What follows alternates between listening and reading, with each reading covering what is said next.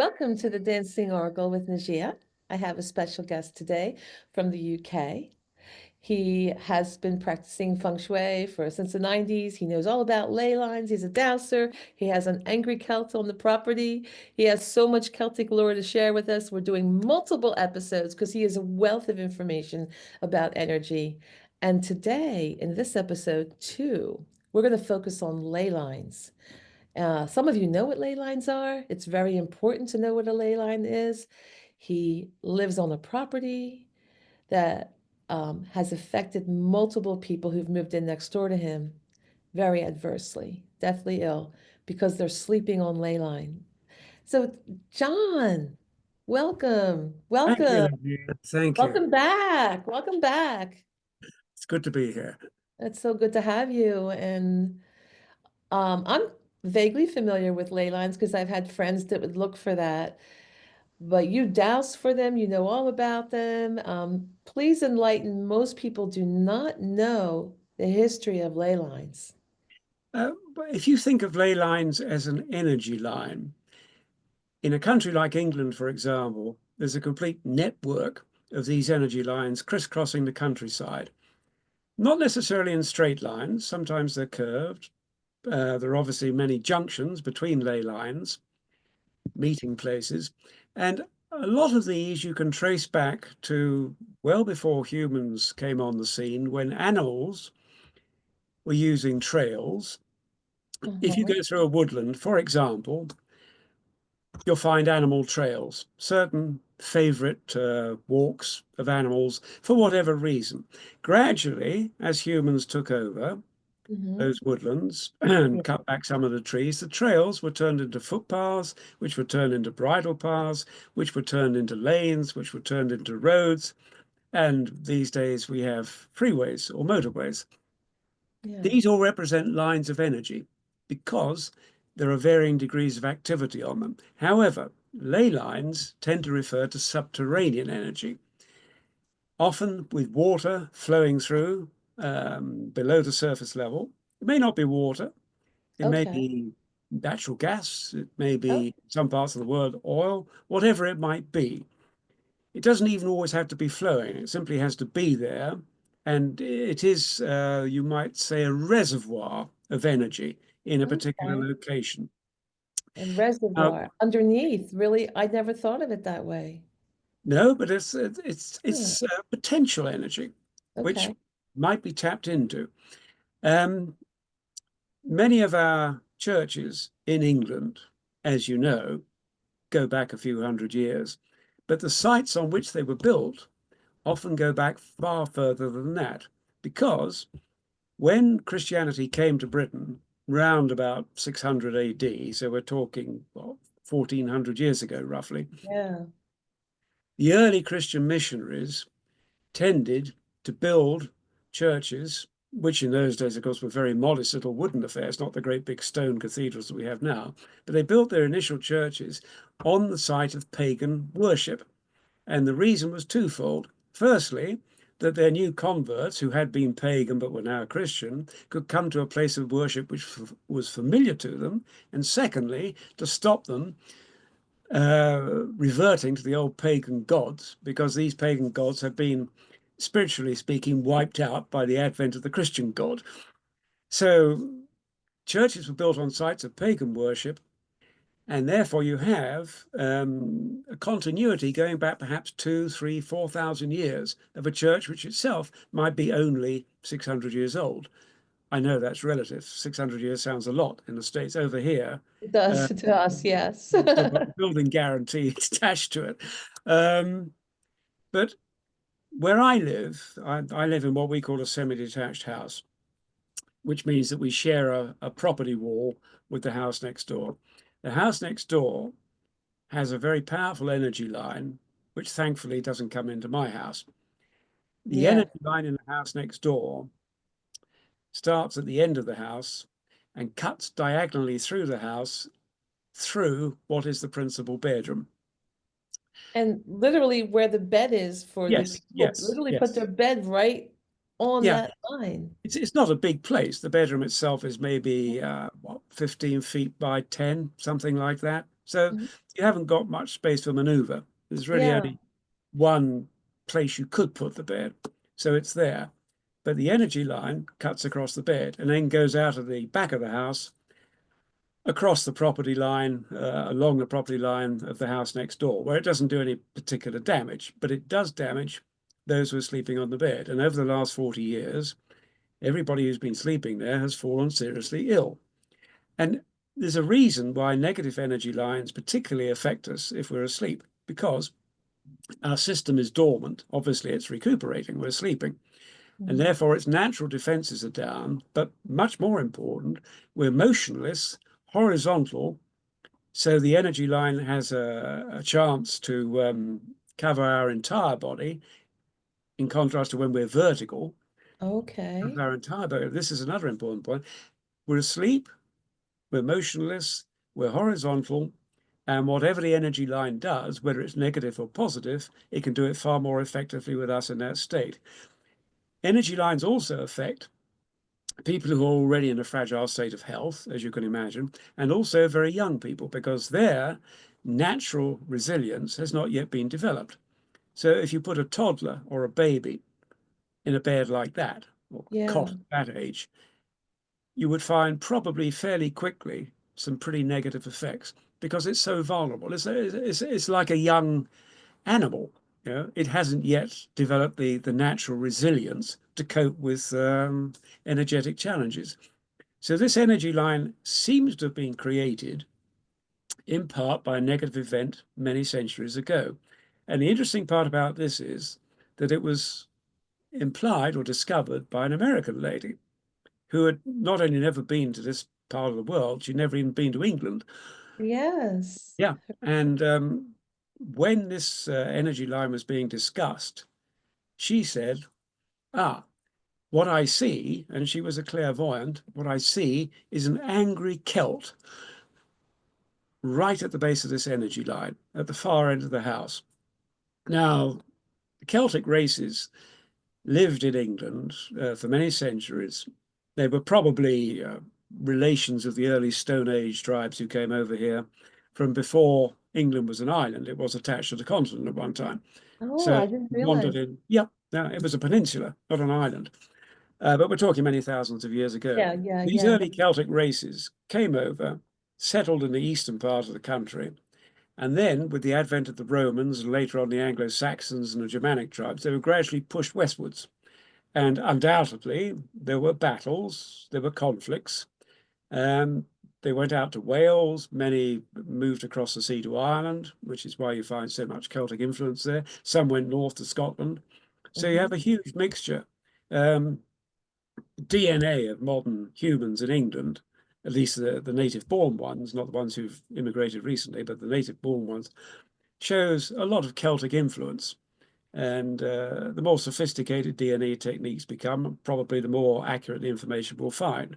But we can surmise that since this psychic lady described him as an angry Celt, Hmm. that he was engaged in some violent altercation or Yeah. confrontation probably 1400 years ago, maybe more, because there haven't been any around here since that time. That's a long time. I mean, I think, Precisely, Najia. If you think that he's contained his rage and is expressing his rage for the last 1400 years, he's a persistent chap, pretty resilient. that's a lot, and that's Yes, pretty, it is. and So, that's a lot of time. yeah, because Yeah. that's assuming you accept the potential existence of this Celtic entity, whether Hmm. it's man or woman, we're not sure. But it doesn't really matter in the context in which we're talking. They're angry about something. They're emanating negative energy, just the same as angry humans always radiate negative energy, but Hmm. not energy which usually lasts for 1400 years. So that has a special quality to it, unfortunately for the inhabitants of next door. What can you do about this? Well, in Feng Shui terms, you've got a few basic choices. Either remove the energy, which seems to be impossible in this case, Yeah. or move yourself to avoid it. So you don't Mm. use that as a bedroom anymore. You sleep somewhere else in the house. Yeah, And some people have moved out yeah, over decades. yeah, exactly that. But if you've been there long enough, the damage might already have been done. I mean, I would liken it, for instance, to smoking 40 a day, and by the time you're 50 years old, you give it up. Yeah. Okay, but you still got the damage from when you were doing it. Yeah. Same as with this negative energy line. The plants as well, which like these negative energy lines, tend to flourish in this end of the house. And I can't Because remember all the different you're plants. in the end, No, the other end of the house to me, where the angry Celt is, the plants flourish.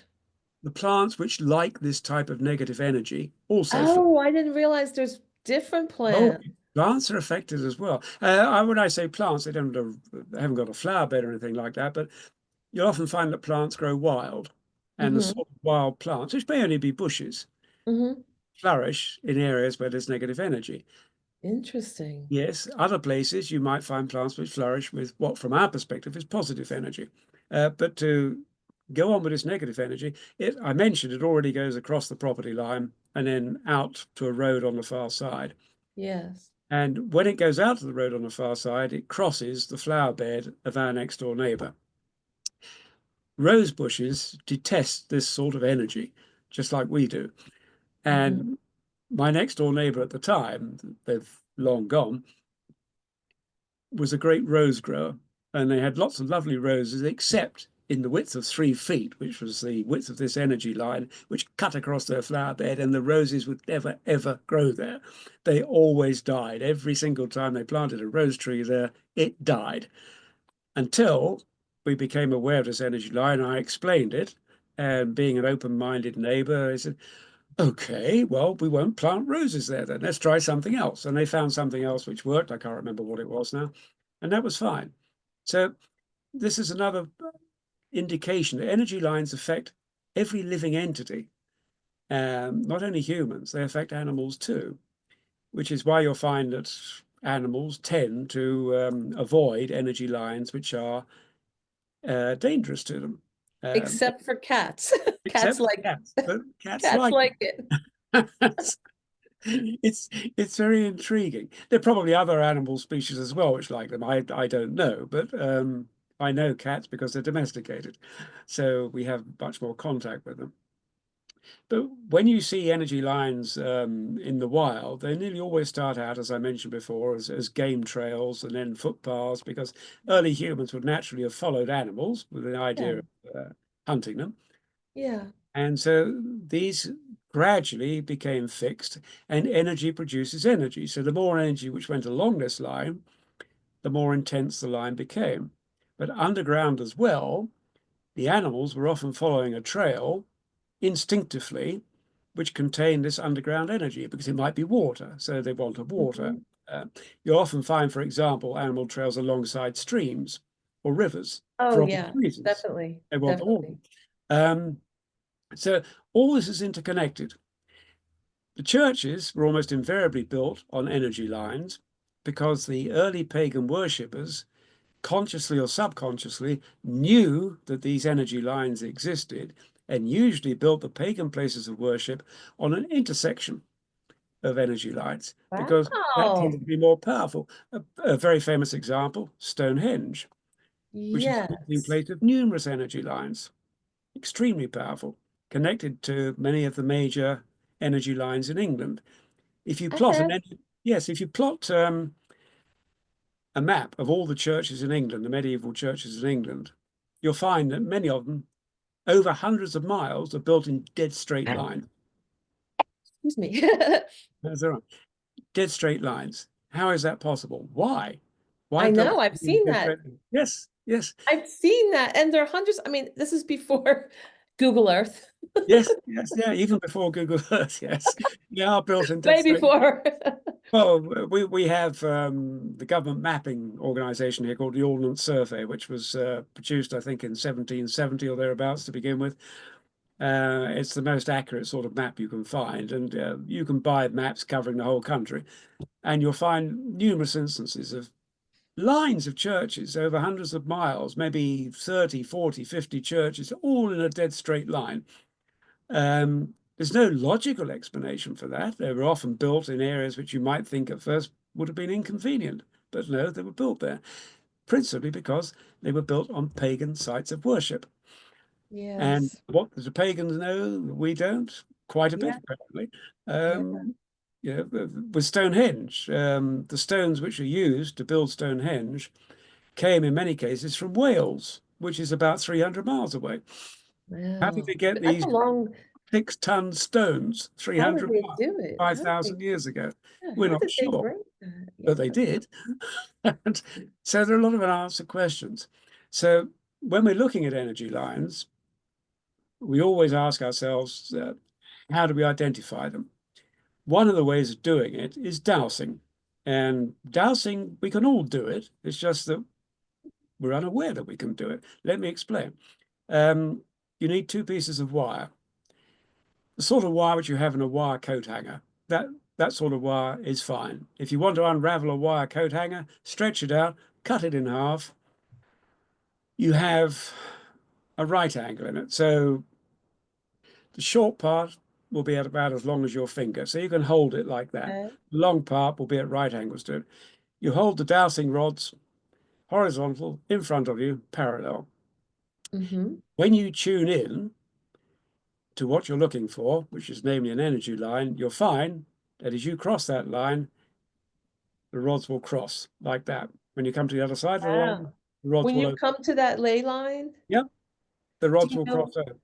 Mark, I have to tell you something about that. Yes, I talked to my friend here right after we had our incredible conversation before the right. video. And I told her that you douse and about the ley line. She goes, "Oh," and I didn't know this about it. She goes, "I douse too." She goes, "I doused my whole house when I bought it." Because I wanted to know where the water was. So Good. that, Yes. yeah, and she diverted. Is going to find this interesting. Tell me if this works out feng shui wise or anything you know. But she said the way she rectified her situation with the water in different places underneath her house Yes. to change the energy was she put copper down That's just in perfectly the possible. basement. Yeah. Yeah, to divert the energy around so that it wouldn't affect her health otherwise.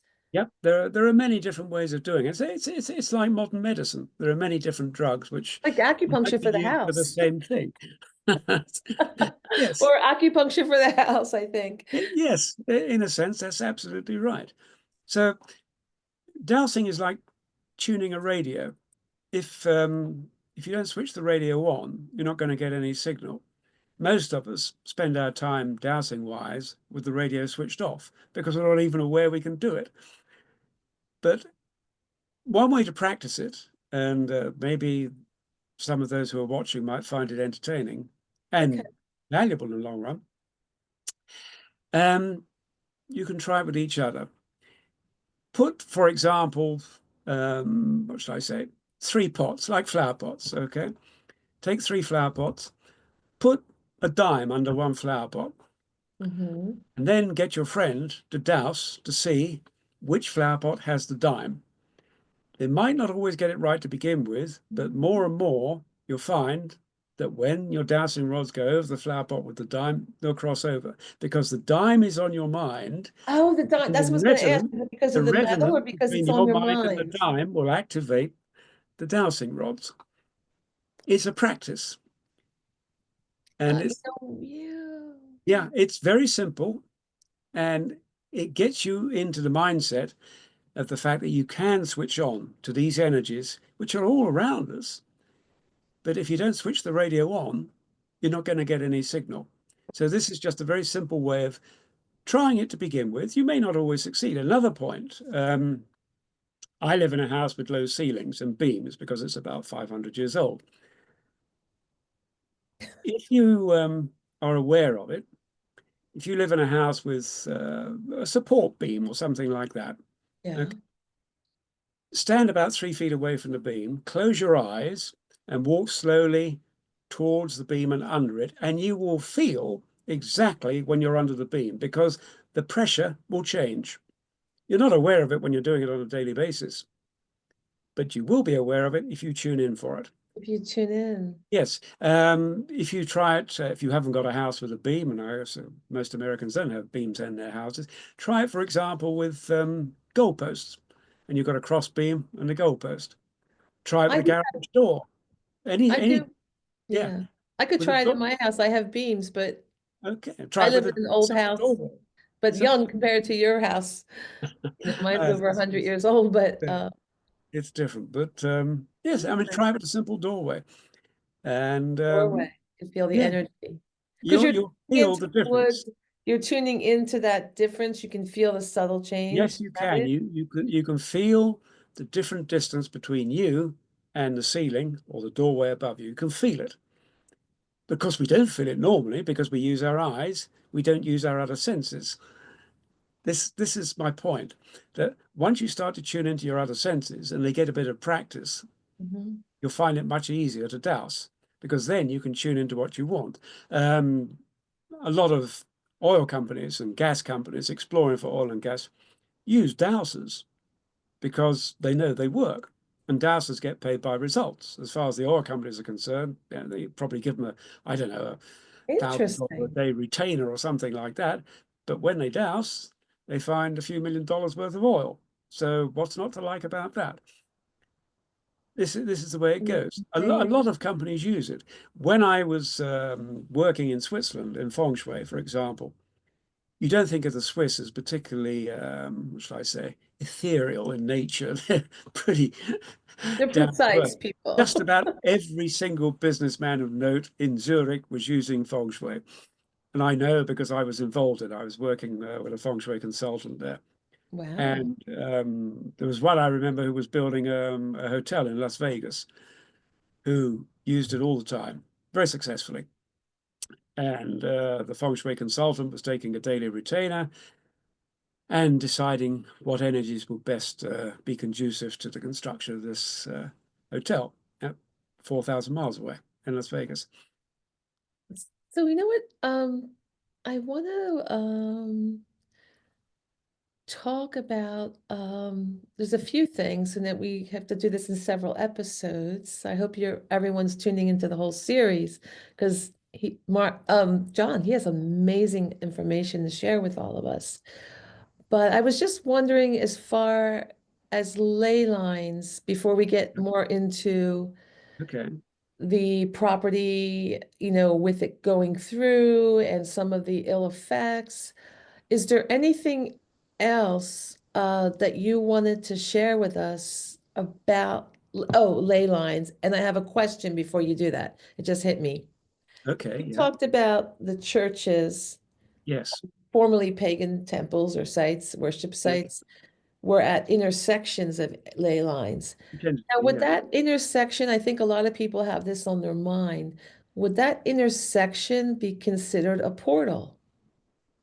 I suppose you could describe it like that in a sense that if you mean by portal that it gives you an entry into a world of different energy, yeah, Yeah. yes. If you want to use portal in that sense, I would agree. And however the ancients found this, we don't know, but we know that they did because Mm, the incidence of churches built on ley lines is far too frequent to be a coincidence. Yeah, the odd one or two, you can exactly. dismiss it, but hundreds of them, you can't dismiss it. There's a motive there. There's I've a watched, yeah, science. I've watched other YouTubers talk about, ancient aliens, things like that, about the ancient star travelers, that came to Earth. And I'm not sure if this is true, but it's an interesting thing to think of No, because we do know from, I mean, I've been to places in Egypt and India that can't be explained.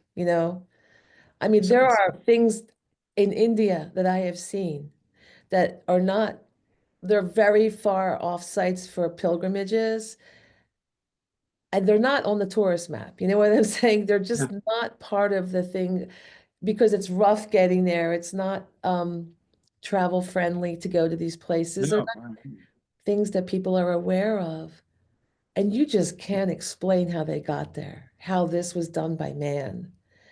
And you start to think, hmm, exactly. this ancient alien theory, these space travelers, it makes a lot of sense.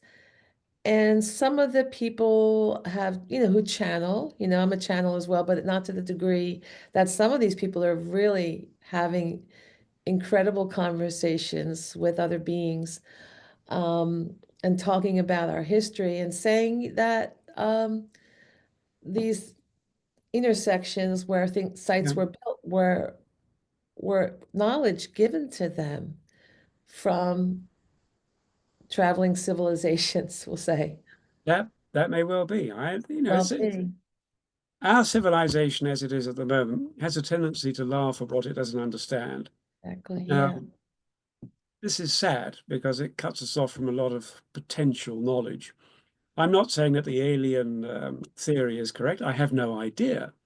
I have no proof one way or the other. But as you pointed out in India, there are lots of questions which cannot logically be answered by the knowledge which we have today. So there has to be another explanation, whatever that may be. It may be literally unimaginable to us, but that doesn't mean it doesn't exist.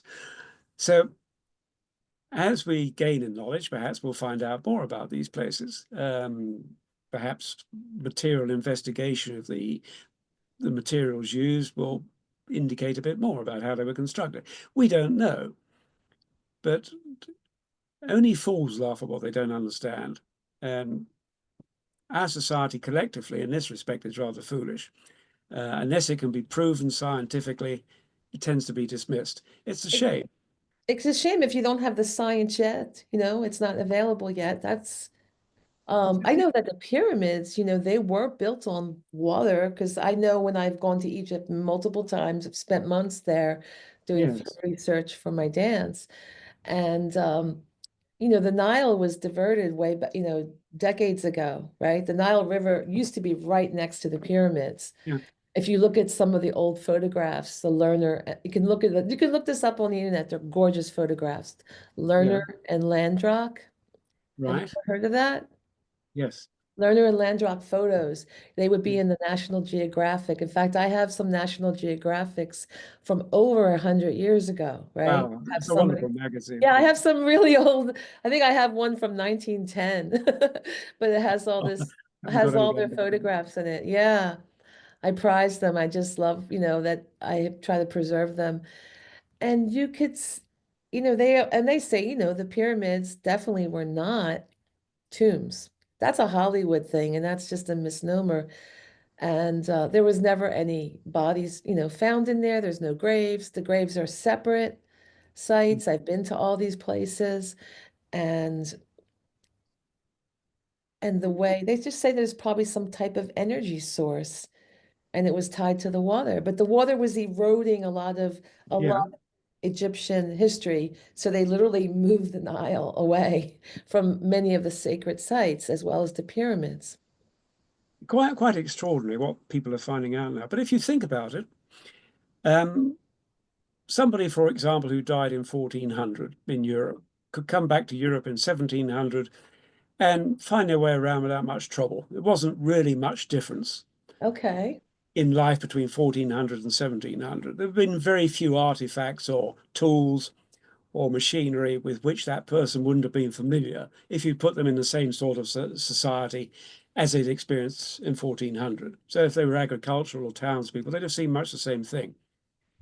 1700 to 2025, you drop them back in. Most of what they see will be absolutely inexplicable. What we're Yeah. doing right now, talking to each other from a distance of 3,000 miles away. How would they possibly describe that? How could they have imagined that 400 years ago? They couldn't have done. This is my point. So, what is unimaginable to us doesn't necessarily mean it didn't exist. It did exist, just we haven't understood yet how it existed.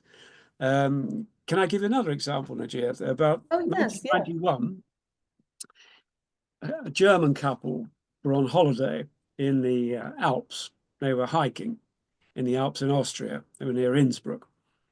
And September 1991. And it had been quite a warm period, as a result of which, on their way home to the mountain hut where they were staying one afternoon, They skirted round the foot of a glacier, which had melted quite a bit because of the unseasonably warm weather, and they found an arm sticking out of the glacier. They thought, oh God, this must be a skier who's fallen into a crevice. Every year in the Alps, you can imagine, skiers go off piste, they fall down crevices, they get covered up, they die, and then as the glaciers move, gradually they get regurgitated some Mhm. months or years later. So they immediately reported this. The mountain rescue team came by helicopter. They're very efficient in Austria, and dug this chap out and became obviously wasn't a skier because he was wearing a fur hat. He had a bow and arrow lying beside him, quiver of arrows on his back, and he was dressed completely in furs with his last meal lying beside him, which was a type of mountain goat which he'd obviously shot with a bow. And they immediately took him back to Innsbruck University Hospital, put him in a deep freeze. This was 1991. Yeah. They're still using him for investigating. They found out, firstly, he died about 5,300 years ago, long time, but very well preserved in the ice. And it was only by chance, of course, that he'd been exposed. Then the cause of death was probably an arrow which had pierced him below the right shoulder blade. So he'd obviously been involved in a fight. But this is not the most important one. The most important point was he had 30 tattoos on him. And these tattoos were all on acupuncture points. And these acupuncture points are associated with arthritis. And he had early onset arthritis. He was about 40 years old, about 5'7" when he was alive. He'd shrunk a bit. Incidentally, if you want to see him, you can go to the museum in Bolzano in northern Italy, and he's there in a glass casket. You can have a good look at him. Anyway, these tattoos were very interesting because for the most part, they were parallel lines about 1 inch long, three, two, three, four lines, some whole lines, some broken lines. And these lines corresponded almost exactly to the Chinese Book of Changes, the I Ching, the hexagrams in the I Ching.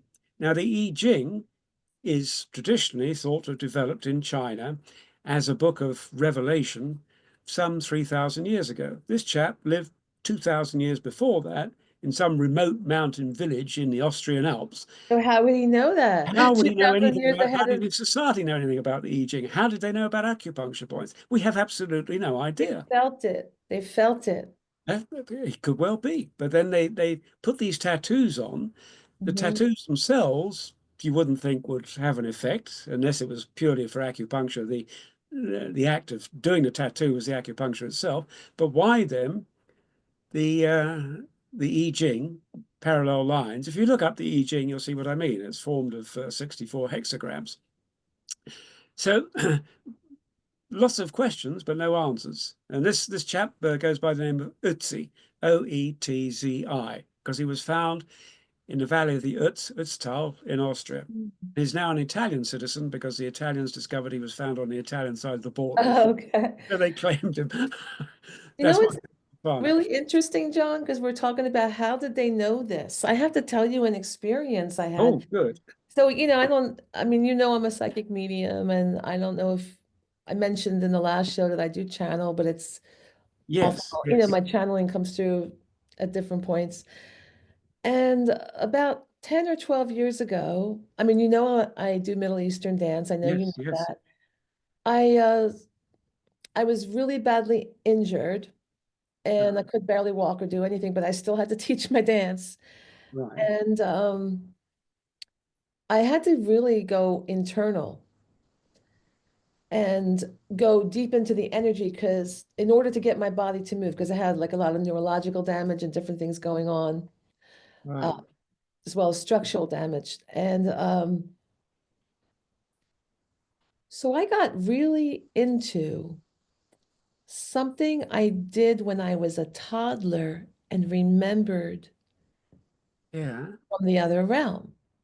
Because I was really into this thing called counting the colors. I talk about it in one of my other videos, the chakras. And I started being super aware of energy and chakras. Okay. So, Yeah. long story short, without getting deep into that, I changed my whole dance form being super spiritual. Right. and going from check, because I would learn from inside. I would try to say, Spirit, I want to remember, or just teach me new. I would communicate with Uh, Spirit and download this information. So I downloaded a whole nother teaching method to at the time overlay my dance and eventually became the foundation of my dance and changed the way I teach. And I'm teaching an acupuncturist, right? ah, I happen to be teaching an acupuncturist how to move from the heart. And right. I'm describing all these heart points. Now, of course, we think the heart's right here, but I'm describing heart points throughout the hand, on the back of me. And I just said, well, these are the energy points, and you can flow it out. And if you move from these different points, and she's like, how do you know this? Did you study acupuncture? I said, no. But I downloaded it. I got information from my guides because I was very in need of connecting. Like I had to survive. You know what I mean? I had to I had to get out of pain, number one, without Yes. drugs, and reduce my steroid intake because, Yeah. and reduce my prednisone and my injections because they're not good for you.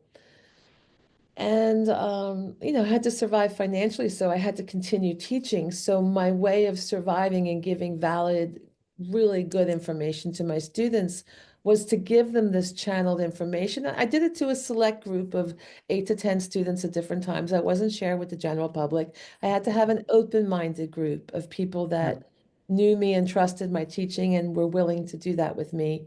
And it's become a whole system, but it's all downloaded. And I think that's this man they You're discovered, absolutely right, Najia. and he knew where the acupuncture, because I know different.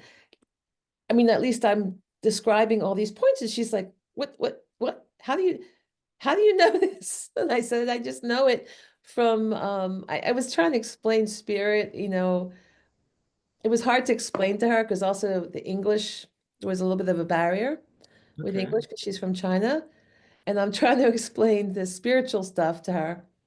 And then she got it because, she is also, as it sounded like, that's her goal as an acupuncturist to also tune in, not just to study the system, but I got the feeling that an acupuncturist to be really good needs to also be intuitive, right? I think. Well, you're absolutely right. You see, from the way you describe it, you opened your own energetic structure to incoming energy of a certain type.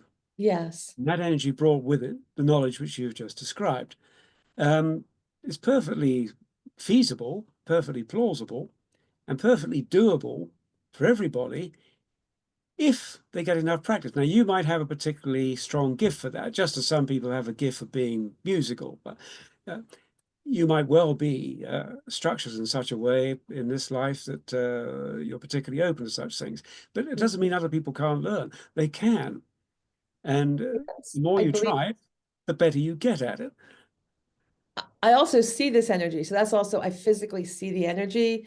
Ah, And I talk about that, and I've taught some of my students to do it as well, yeah, because we worked with it in the dance class. And I teach them the spiritual sight because you can see the particles moving. You can see the chakras. So when I see the chakras, it's not the colors. It's actually more like opalescent little tiny crystals spinning and making geometric patterns. And these geometric patterns actually translate into blocks of thought.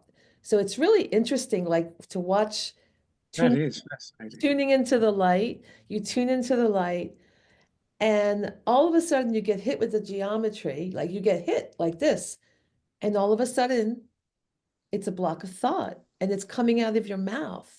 And then and I would do it in class, right? I would get these chat. You know what it is? It's someone's yearning. Someone is yearning for this information in class, and they would ask a question about dance and movement, and then I would tune in and I get all the answers, and I'd be like, wow, that's really wise. I'm not that wise. I never knew that about dance. I never knew that about movement before. And I'm like, But you became the channel through which this information was imparted to your student. Yeah. And I think it's partly because I'm open. I'm Mm. not, I don't discount it. I value it. I'm yearning. They're yearning. I really want to help them. And then because we call upon it, we have that connection, you know? And then I taught them to see, I taught some of them, one of them was already kind of intuitive. She gets some mediumship with her relatives, had some crazy things happen. So she was already open and she could, like, we would do testing with the energy, you know, with some of the students about what Right. we could see. And then we were seeing the same thing. So it was pretty cool back when we had in-person classes on a regular Oh, that basis. must have been. That's all changed. But you see, you're advanced relative to most people along those lines, by virtue of your existence in this life, the emphasis which you've given to the types of knowledge which you just described. In past lives, who knows what Yeah, who knows, right? in future lives. Presumably, you might continue along the same momentum. Yeah. One would hope so. Well, You, sorry, go on. Yeah, John, you know what? We have so much to share. Is before we uh go into the angry Celt yeah. and your friend who saw all this, because she had some you told me some incredible things where Ah, she yes, just has her yes, we'll eyes come to that. closed and can Yeah, find these pubs and find different places yep, while she's just sitting like that in the car. She's yes, incredible. go So into I want that. to talk about that and the angry Celt and the spirit of a month when people are interested in Celtic Yeah. lore and history and things like that. Is there anything else you want to tell us about ley lines? You know, we'll touch on it, of course, in the next Well, I've episode. just given the basic outline of what they are, the structure that they are. They do play a very important part in our lives, whether we're aware of it or not, because especially if we're living in a house with energy lines, there may well be positive energy lines. Some houses, as you well know, you walk in and you immediately think, what a nice place. Oh, this is good. Another house, oh my God, I'm glad I didn't buy this place. Um, that's the character of the house, the spirit of the house, the energy of whatever is animating the house when you walk in there. It may be, of course, that the house itself is in good shape, but you are not. And the house is Mm. rejecting you rather than you rejecting the house. That's something also to bear in mind. People always tend to think of themselves in this context as the center of the universe by which everything else should be judged. It's actually not quite like that. Oh, that's interesting. You are also being judged. It's possible for you to be rejected, apart from rejecting anything else. And the energy which is dominant in any particular place, well, I don't like the looks of John here, you can get lost. And then immediately you get hit with this negative feeling and you mistakenly attribute it to the fault in the house. Not necessarily, which is why when you're looking at these things, you need to look into yourself as well and think, now, how am I resonating with this? How am I interacting with it? Try and remove the sense of fault in the relationship, which obviously isn't working. If there's antagonism or tension there, where is it coming from? Why is it coming? Is it because of my attitude or because of something inherent in the house or the field or the garden or whatever it is we're looking at, or the office? People working in close proximity in offices. I've, over the years, done feng shui for offices. You move the desks around a bit sometimes, and it completely transforms the atmosphere because the I wrong know. people are sitting in the wrong place, relative to themselves, relative to the office, relative to each other. You move it around, as I said earlier on. Always look for the simple solutions to begin with, because the simplest ones are the easiest ones to initiate and the easiest ones to change if they're not working. And it's quite remarkable how it does go. Like So the moving your doors more bed or important. bedroom. Yeah. Oh, absolutely. I mean, the bedroom in many ways is the most important place, obviously, because we're asleep when we're there. We spend probably 7 or 8 hours a day there at least. And if the energy in the bedroom is good, then our body and our spirit is rested and healed and energized by the time we wake up. If we're in a terrible place, then our energies are depleted whilst we're sleeping. We don't have a chance to recuperate. You stayed, in your travels in hotels where you haven't slept properly. So have Yeah. I. it's not just because the bed's uncomfortable quite often, it's because the whole energy of the place is antipathetic to Yeah. us. And there's so many different energies. There's energy from the people who are alive. There's people from the energy of people who are dead. Yes. Yes. There's the ley line. There's not a ley line, but there's water running underneath. Oh, it could well be. Disturb you. Yeah, because the water, not we're not talking pipes, we're talking like water. Yes. Right, because I No, know my friend, she didn't want to have anything where she's sleeping over water. It's not good for your health. no, that's quite right. If There's you're like, if your house was built on, a tribute, like because a lot of times there's like creeks nearby, and sometimes in the old days around here, it's kind of crazy, but people would build on top of a creek or stream, and have water in their yes. basement they liked it back then, And because now, I of mean, in the States, I refrigeration, know other reasons. you have these Superfund sites, which are sites of particular pollution, from industrial pollution, from 19th century factories, which were flattened and row houses were built on top of it. And then you've got physical poisoning of the soil on which the house is built. And that's, of course, very bad news. We have that in the Yeah, town I grew up in, yeah, and by the time I was in high school, 10% of my grade school, people yeah. I knew from grade school, um, passed away from Right. cancer. And this is weird because I mean, I'm losing schoolmates in Yeah, grade school who have all kinds of cancers. I go to the high school, and people from other grade schools in that same high school of 4,000 people, well, they're not losing their friends, but everyone from my grade school who lived near this Superfund site wow. all died, including I have relatives that had a business right next to that Superfund site. And one day I used to live in New York, and I come back, and I'm used to seeing movies filmed in New York all the time, and I'd work in movies and things like that. And I all of a sudden I see these men in like silver suits. And because I'm so used to living in New York and people are filming movies, right? So I'm thinking, oh, they must be shooting a movie there.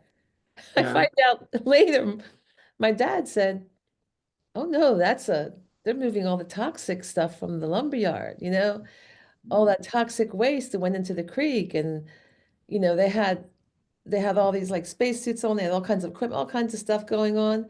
I just wasn't expecting that. Yeah. So there's a huge thing here, and my mom had lymphoma, I had issues, I had to have surgery and things like that. yeah. It was a big cancer scare when I was young, and I went through a lot. So, Yeah, yeah, yeah. that's So, that at least we can understand the causes of it. Those obviously aren't to do with energy lines, although the effect is the no, but same. it's like, Have very negative energy you from your just, point of view. in other words, we should all be sensitive to negative energy is the Yeah, concluding factor, right? Before we talk more, we're going to come on for the angry Celt and your friend who's a yeah, psychic. yes, yes, yes, we can All do that. right. Thank you so much for enlightening us. Thanks, Najia. Okay, we'll see. Listen, there's episode 1 if you don't understand feng shui. John gives us a lot of information about feng shui, a little background about the angry cult, the neighbors, changing things. So check that episode out, and then we'll see you in episode 3. All right, take care. Good. Bye. Todd, what do I say? Cheers, right? Cheerio. Cheerio. Okay. Cheerio.